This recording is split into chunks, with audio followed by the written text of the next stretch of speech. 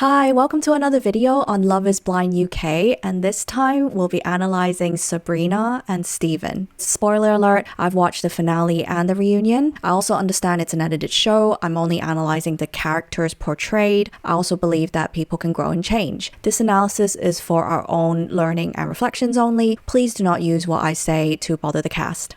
So after seeing what happened at the reunion, I did debate whether to do this video on Sabrina and Steven because the breakdown of their relationship was not documented, so I don't have any footage to objectively analyze. However, what I thought I could try to do is come up with the possible conflicts based on what we know about Sabrina and Steven from the show, and also based on their personality types and cognitive functions, the theoretical hurdles in thinking and communication between their two types. So my big disclaimer here is that I am only going to analyze their hypothetical and theoretical dynamic and differences, but what I speculate may not actually be the truth of their situation. So I think based on the show, the most obvious conflict between Sabrina and Steven was their inability to decide which location they would both settle in. So obviously you live in Belfast, you live in London.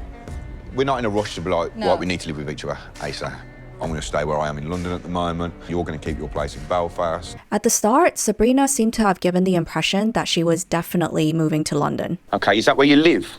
I live in Belfast, You live there now, yeah? Yeah. What about location-wise then? Would you relocate, or is it you'd want your future husband to move to Belfast? Oh no, I'd relocate. She would move for both marriage and for her career. You would relocate? Yeah, there's a lot more opportunities in London than there is in Belfast nice. for people. Okay, fair. Steven actually brought up that question as a potential filter at their first meeting. However, as the experiment went on, they seemed to have shifted that conversation, where Sabrina started probing whether Steven would move to Belfast. Can you see yourself living here at some point?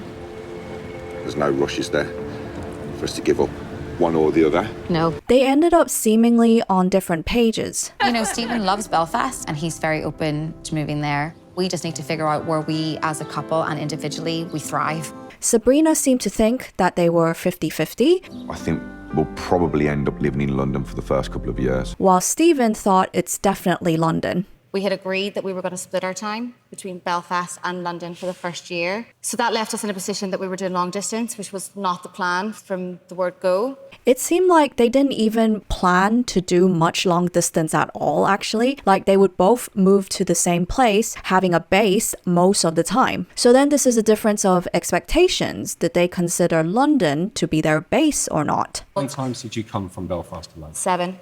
And how many times did you go to Belfast? I think twice, and I accept that's where I let the side down for sure. But I had to take opportunities because of my business. I lost all my customers. On the surface, Sabrina's 7 visits versus Steven's 2, it's easy to conclude that Steven's at fault. He even admits this himself. However, if their agreed upon base was London, because London made sense for both their careers, then it would make sense that Sabrina flew over more often than Steven. The context of their decision makes a huge difference in how we interpret it. And I'm not taking sides here. Sabrina definitely did make more effort. But what I'm saying is that there might be a reason for the imbalance in travel and effort other than Steven just being uncaring.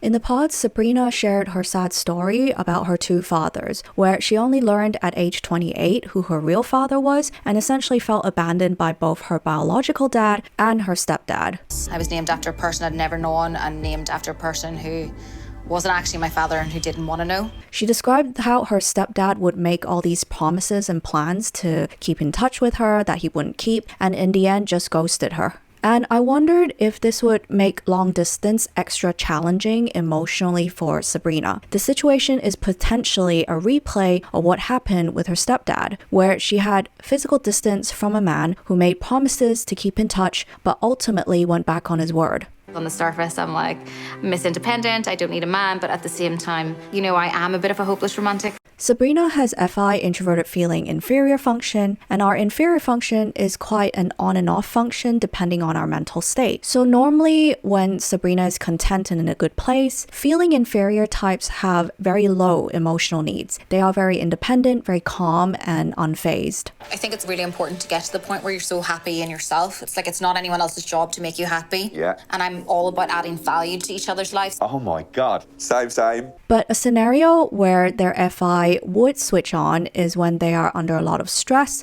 My granny, who I was very, very close to, my Gigi, passed away. Oh gosh, I don't want to. Making them emotional, sentimental, and uncharacteristically needy of emotional reassurance. After her funeral, coming home to an empty house on my own, and it was just...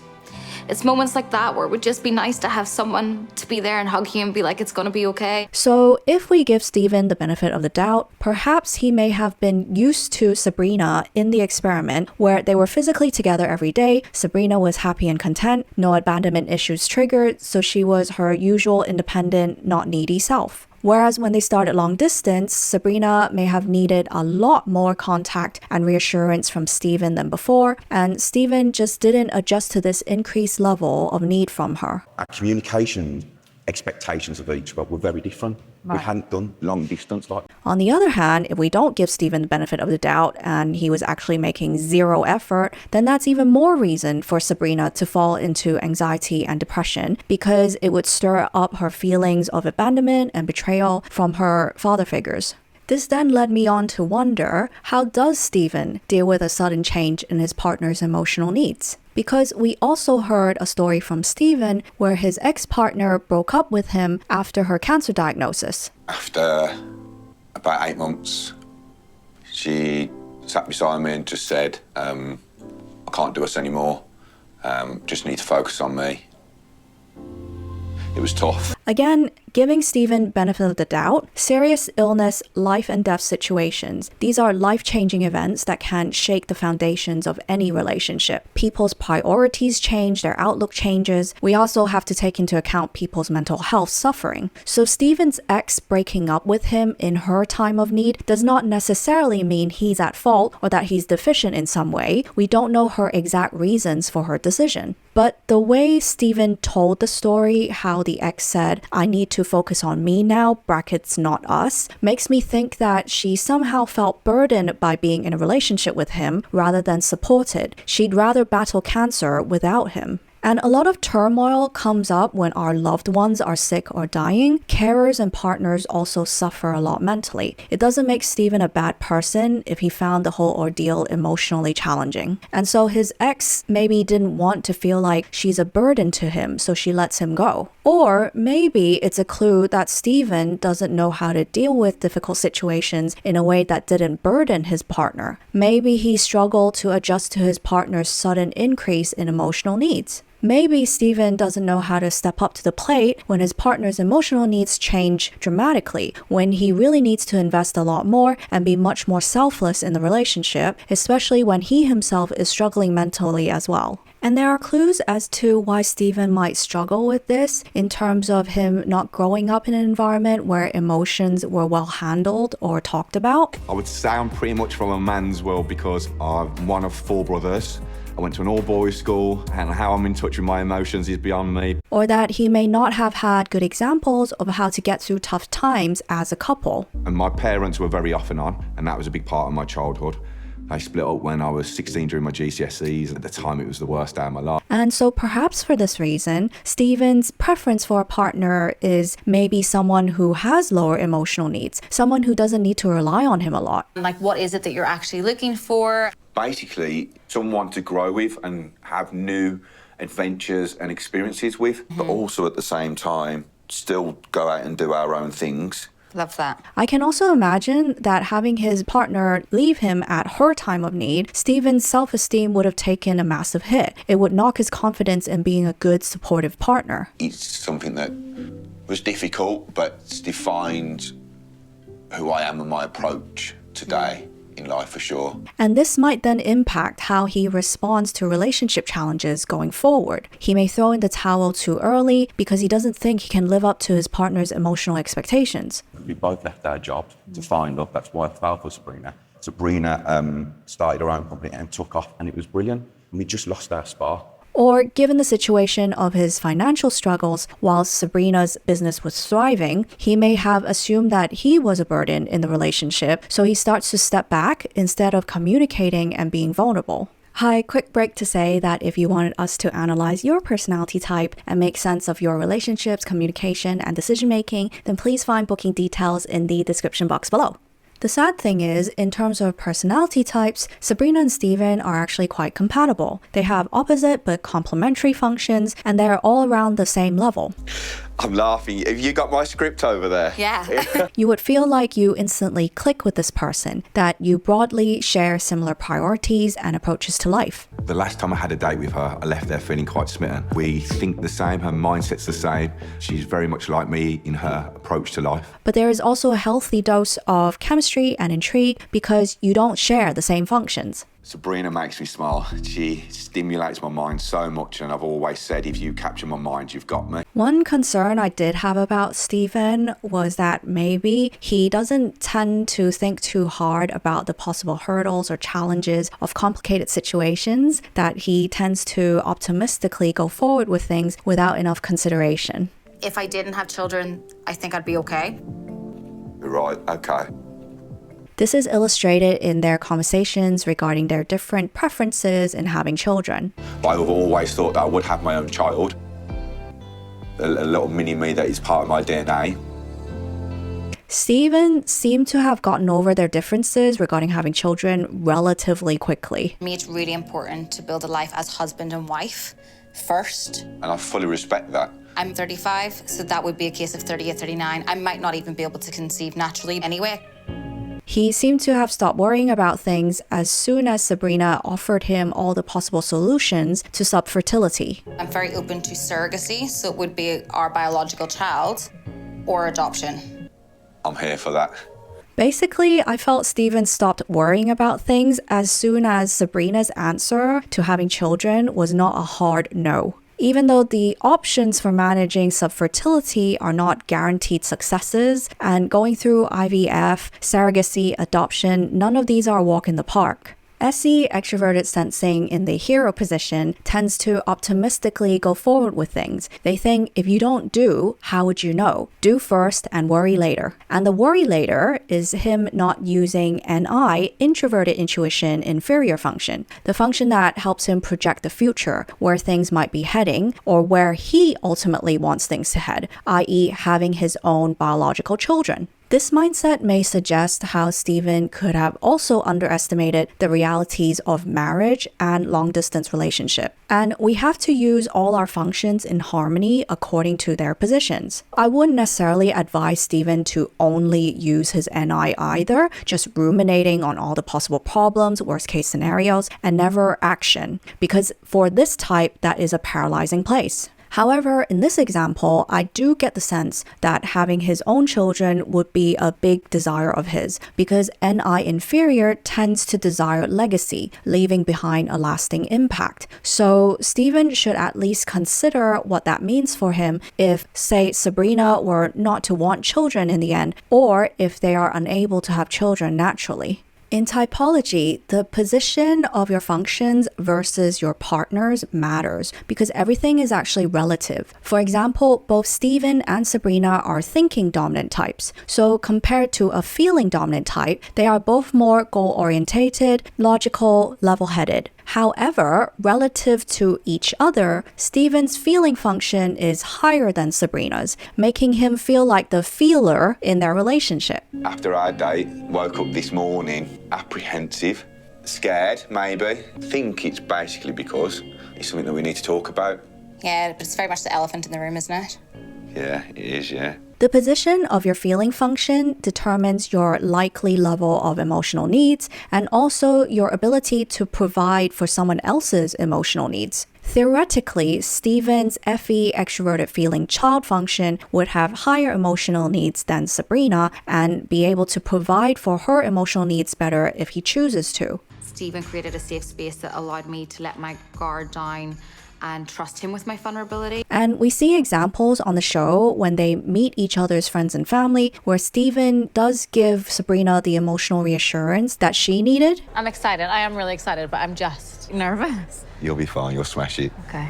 I like you for all the reasons I like you. charmer. But it seemed that Sabrina didn't reassure Steven when it came to him feeling nervous. I'm about to be judged. You are. I'm not even going to lie. And I'm not accusing Sabrina of being uncaring, but different types have different ways of showing love. And encourage you to be the best version of yourself. And with your help and support, I will strive to be the best version of me for you. I find that types with thinking as their hero function, they value problem solving, optimization, and strategizing. They show love by helping you overcome challenges and helping you progress, which involves foreseeing the possible problems ahead. Chapter 3 is really going to be the biggest challenge for us, I think, for everyone. This is the real world now. This is how life really is. Not on holiday now. So instead of giving Steven emotional reassurance, like I'm sure my family would love you like I love you, Sabrina helps by giving Steven the lowdown on her protective family, what to expect. Do you want to hear my predictions? Go on then. So I think my mom's going to grill you. And I think my sister's just going to sit and just observe. I feel like that's how it's going to go down. Okay. She doesn't sugarcoat anything. That's why they're a little bit overprotective. I used to run to red flags like it was the bunting in the circus. Right, okay, well, hopefully I'm not a red flag. I do have terrible taste, so they're normally, so... Great, this sounds good to normally. But I must emphasize that Steven is only more feeling, more able to emotionally reassure Sabrina if he chooses to. Because on the other hand, Steven has TI introverted thinking and FE extroverted feeling as his middle functions. And I find with our middle functions, we can flip between the two more easily than the top and bottom ones. So if these functions are thinking and feeling, then Steven would be less consistent in those respects relative to Sabrina. The communication was awful. There was no consistency in Steven's behaviour towards me. So when Steven is happy, he has energy to use FE, and FE child function is very charming, very affectionate. I'm thinking about Sabrina all the time. I'm looking at ways to make her happy, the ways I want to surprise her. They love to bathe themselves in the emotional realm. I love love. However, when they flip back to TI introverted thinking, it can seem like a really big shift. For me, the change in you, Steven, was so dramatic. And you might not realise that, but I understand things were difficult for you after, and I really did try and support you, and I did everything right, and you shot me down constantly. Because TI is Steven's head, not his heart. TI is pragmatic, matter of fact, and makes decisions based on utility. It was difficult because Steven doesn't really like talking on the phone unless there's a reason for it, and isn't a big texter. So suddenly, when we weren't together, the communication just was not there. So what may have happened is that once back in the real world, where Steven felt that he had bigger problems to deal with, like keeping his business afloat or family trouble, he would prioritize fighting those fires first versus his marriage, which he may feel like he's got time down the line to fix. When you're dating, it's being paid for, you're in picturesque places, you're falling in love rapidly. That's the best version of you no matter what. You haven't got to worry about where the next penny is coming from. You don't have to worry about any of those things. So everything changes. That's the real world. That was the one thing we wasn't exposed to, that and the distant. When life gets tough, Steven won't have energy to turn on his FE charm. And I'm not a perfect person. I'm not always positive, but I try to get there in the end. Instead, he'll flip back to his more dominant TI headspace. And if he's in that headspace for extended periods, it can feel very cold, distant, and less considerate of others. At Christmas, when 2 days before you were meant to come to Belfast, you messaged me saying, "Hey hon, don't think I can come to Belfast." And with no respect for me, no consideration for my family and what my family had done. So I will take accountability that I did not show up at Christmas because I managed my finances poorly. I had a lot going on at that Christmas, a hell of a lot, and she knows what happened in the family as well.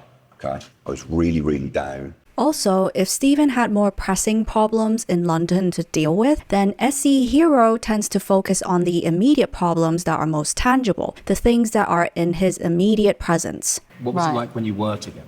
It was, obviously, every couple has their issues, but most of the time when we were together, it was fine. Thus, long distance may pose a challenge for Steven because he's not interacting with Sabrina directly, so the relationship and their issues would feel less of a pressing matter to him versus rebuilding his business, for example. Another possible cause of tension is that TE extroverted thinking dominant types can have relatively high standards. I wanted someone who added value to my life, not becomes my life. I think it's really important and healthy. TE is very driven, goal-orientated, and productive. TE naturally measures themselves and others against the collective standards, what's considered normal, what's considered good or successful. And TE thinks in terms of comparisons and ranking in order to know where they stand and define themselves. So when I say Sabrina may have high standards, I'm talking about objective markers to define success or the productivity of their relationship. One of the big things in the pods that really drew me to him was when I said I quit my job, how he reacted to that. And I said I wanted to start my own agency. He was like, I can't wait to support you, but the support wasn't there. For example, this can be their lifestyle and how much each contribute to improving this, their careers and how much they can help each other progress, and even their personal growth and how much my partner helps me become the best version of myself. And in a relationship, TE dominant types would constantly be thinking about and communicate whether their relationship and their partner is measuring up to those standards they've set. It's when I traveled, you didn't make any adjustments in your life for me.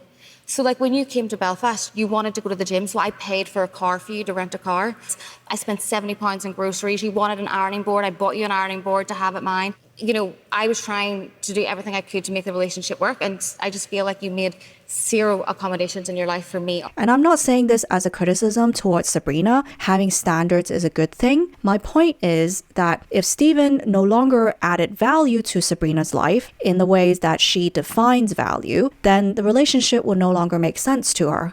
For me, I just actually want to know why you said yes, because I just feel like your vows, you're a man of many words, but not a man of your word, because you did not stick to those vows at all. On the other hand, Sabrina's way of thinking and what she communicates could be poorly received, because being reminded of all these standards to meet can create unintended pressure in a relationship. Relative to Sabrina, Steven has a lower thinking function and a higher feeling function than her, meaning that when life was good, Steven would have appreciated and even admired Sabrina's pragmatic and objective approach. But when life got a bit rough, he may have preferred more emotional reassurance for Sabrina to be more of a cheerleader rather than a coach. In summary, what I'm mainly speculating here is that under normal circumstances, both Sabrina and Steven are types who are very independent, solutions-focused, with low emotional needs. However, in challenging circumstances, Sabrina may have needed more reassurance due to the long distance. Steven may have needed more reassurance due to his financial and business struggles.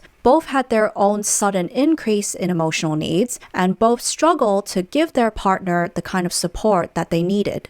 The final point to mention is I've seen a lot online where some people have accused Steven of not caring because he looked so calm at the reunion versus Sabrina seeming still very hurt. My interpretation of this is that SE, extroverted sensing, especially as a hero function, they move on quickly. SE is a forward-moving function. They respond to situations in relative real time, and then they move on. They don't tend to dwell on the past unless they're forced to. And it doesn't necessarily mean moving on to someone else, but it's moving on from an unhappy situation, treating it like it's the past and no longer their present reality. Whereas SI, introverted sensing, reflects on the past. SI is a post-processing function. They don't fully respond to a situation in the moment, in real time. They need time after the fact to process what happened, and things are clearer after. SI also draws from their past experiences a lot in order to connect repeated patterns to learn from. For SI, the past is always relevant. So Steven seems to have moved on because that's how SE hero copes with hardship. In fact, I can argue